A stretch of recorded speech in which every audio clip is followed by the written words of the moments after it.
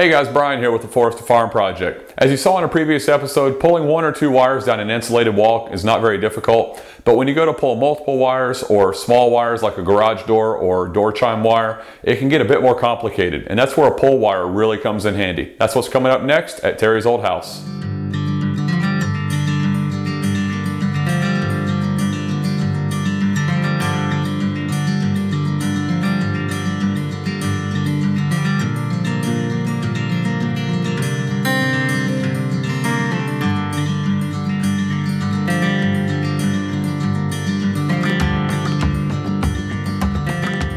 Okay guys, we're fixing to push some wires down a couple of holes we drilled right here. You want to show them that, Brian? Actually, this hole was existing over here. That hole with the copper wire in it, that's a new hole we drilled. 2 garage door opener wires, 2 power wires, and 2 switch legs. So first off, this 3-wire cable is not going to be needed up here, so that comes out real convenient for us. We'll use it as a pull wire to hook our other wires on. If you're ever going to use a wire for a pull wire, decide which one you want to tie to and then bend it out of the way because it can be straightened out. Cut these off. I don't need them. Now if I'd have bent them and cut them, then I'd have knobs sticking out everywhere that would hang on everything pulling it down that wall. As it is, by bending this over, I can straighten it back out easily, and now I've got something I can hook my wires to and tape them. I'll show you what I'm going to do. I'm going to hook the 2 power wires on that one, on one side here.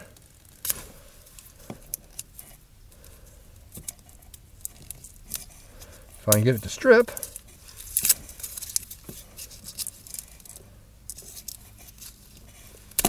Need to sharpen my knife. Bend that copper out of the way again. Cut these 2 insulated wires off. Got that one. Another power wire. Strip it.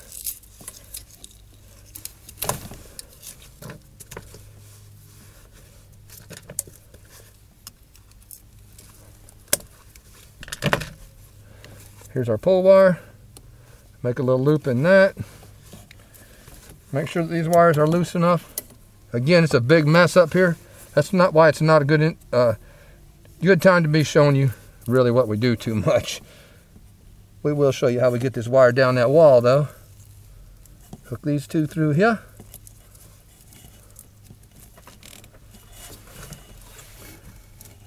Bend those loops kind of snug.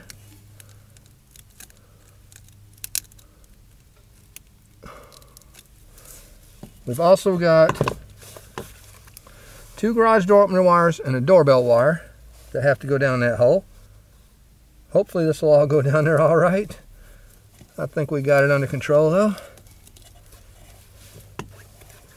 Now this is the one we're pulling with. Snug it up around them. Get some electrical tape. I'm in a really precarious position here for doing this, so it's not going to be fancy. But this will help hold it all together so we don't lose any of these wires going down the wall. Hopefully. You can kind of skip down through here, but wherever you have an edge, like where these shoulders of these insulation are, you want to make sure you get that taped up good so it don't grab everything as it goes down the wall. Now we've got 2 more wires to get down that wall. We've got a fan for the kitchen. We've got the light in the garage that both need to be switched in this wall down here. We're using a piece of number 6 wire. It's very flexible. It's 6 solid copper. You'd use it for grounding to ground rods from panels or other jobs as well.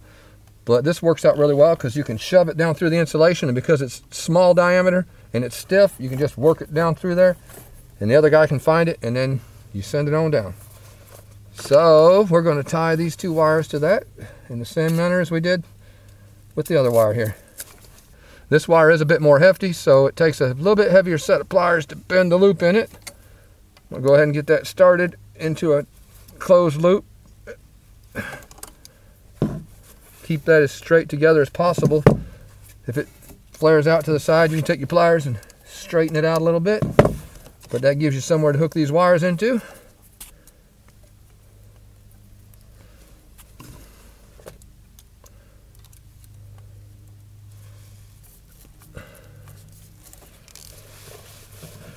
and focusing on keeping this junction as small as possible so that it'll slide down through that wall easily.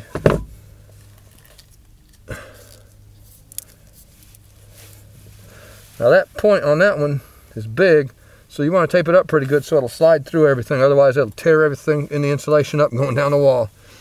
I've seen people have it hanging out and it just tear the insulation all to pieces. You don't want to do that.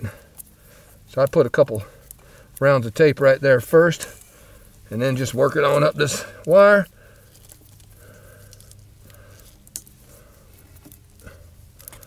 Lay these flat to each other. That makes it as small as possible to get it through that hole. Again, right where these shoulders of this wire are, you want to make sure you get a good bit of insulation and don't have anything there that's going to get snagged on the top of the wood there as you're pushing it through. Now Brian's ready to go pull that wire. Okay, it's pulling. All right, I got tape. And I got a mass of wires. Okay. This one should pull a lot easier because it's just 2 wires instead of 2 wires and a bunch of little ones. And there it is. Well, we hope some of you find this helpful. And remember, if you are running a piece of bearing number 6 down a wall, this is a conductor. Make sure the power is off in the area you're working in. You really don't want to get fried when you're doing this. Check back soon. We're going to show you how we install the switches for this application, single pole and a 3-way. Have a good one, guys.